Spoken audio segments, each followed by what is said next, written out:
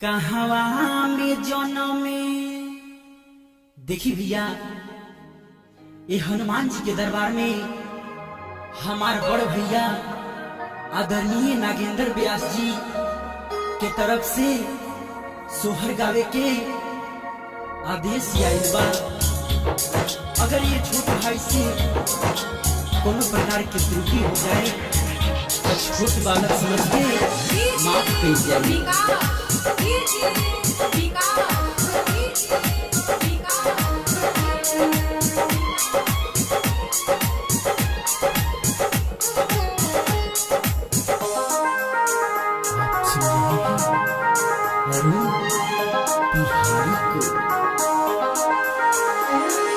कहवा में जनमे श्री राम की कहवा में कन्हैया जी जनमे है।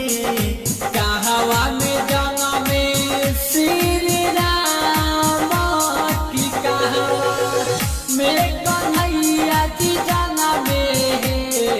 कहवा में जनमे श्री राम की कहवा में कन्हैया जी जनमे है। कहवा में जनमे श्री राम की कहवा में कन्हैया जी जनमे है। लाला कहवा में जनमे हनुमान की तीनों घरवा सोहर होला है। लाला कहवा में जनमे हनुमान की तीनों घरवा सोहर होला है। डीजे विकास डीजे विकास डीजे विकास लाला कहवा में जनमे हनुमान की तीनों घरवा सोहर होला है।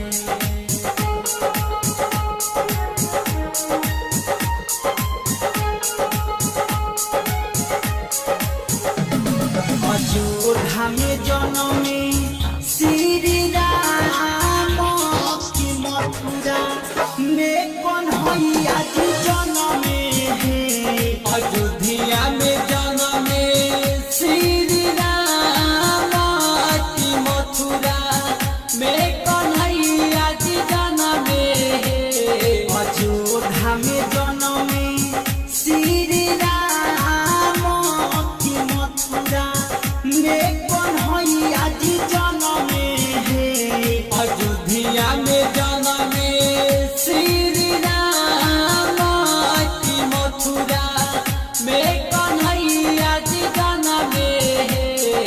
लाला पर्वत पर जनमे हनुमान की तीनों घरवा सोहर होला है। लाला पर्वत पर जनमे हनुमान की तीनों घरवा सोहर होला है। लाला पर्वत पर जनमे हनुमान की तीनों घरवा सोहर होला है।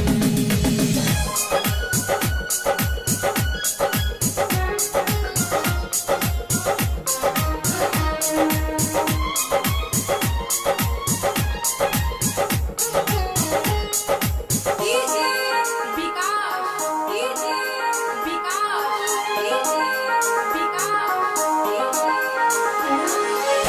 कराही जनमे श्री राम चंद्र के करा श्री कृष्ण